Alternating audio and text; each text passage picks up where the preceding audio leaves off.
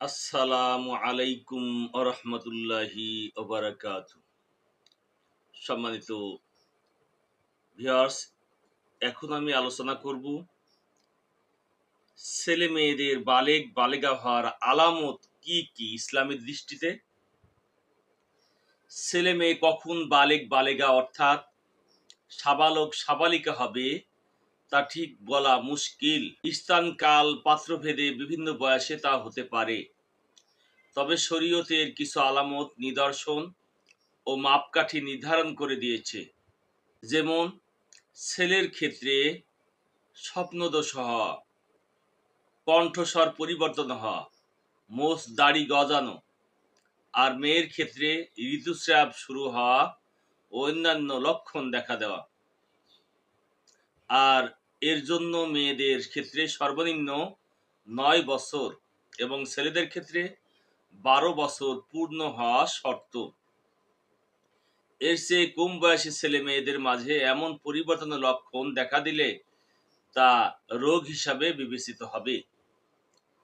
আর যদি বালেগ বালেগা হওয়ার আলামত বা নিদর্শন প্রকাশ না পায় এবং তার বয়স 15 বছর পূর্ণ হয়, তাহলে সে শরীয়তের বিধানে বালেগ বালিগা বা সাবালক সাবালিকা হিসাবে গণ্য হবে। তখন আর তাকে অপ্রাপ্ত বয়স্ক বা শিশু বলা যাবে না। যদিও জাতিসংঘ শিশু সনদে শিশুর বয়স 20 নির্ধারণ করা হয়েছে, যা সম্পূর্ণ অস্বাভাবিক ও বাস্তবতা বিরোধী। কেননা অভিধানে শিশু বলতে বোঝানো হয়েছে অতি অল্প বয়স্ক পুত্র বা কন্যা সন্তানকে, আর বালক বালিকা বলতে বোঝানো হয়েছে অনধিক 16 বছরের ছেলে মেয়েকে, অর্থাৎ যাদের বয়স 16 বা 16-র নিচে। আর বাল্যকাল বলতে বোঝানো হয়েছে 16 বছর পূর্ণ না হওয়া পর্যন্ত সময়কালকে। সুতরাং 15 থেকে 16 বছর পূর্ণ হওয়ার পর যদি কোনো ছেলে মেয়ে বিবাহ করে বা অভিভাবকগণ তাদের বিবাহের আয়োজন করে, তাহলে তাকে বাল্য বিবাহ বলা অভিধানগতভাবে যুক্তির দৃষ্টিতে ও শরীয়তের নীতিমালার আলোকে কোনো মতেই সংযত হবে না।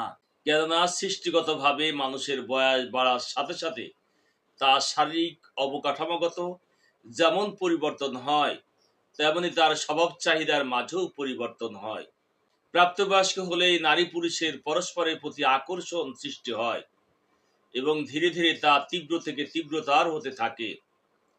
এই নাজুক পরিস্থিতিতে পুত পবিত্র পন্থায় তার জৈবিক চাহিদা পূরণ করার একমাত্র বৈধ ব্যবস্থা হলো বিয়ে শাদীর মাধ্যমে পবিত্রতা সংরক্ষণ করা।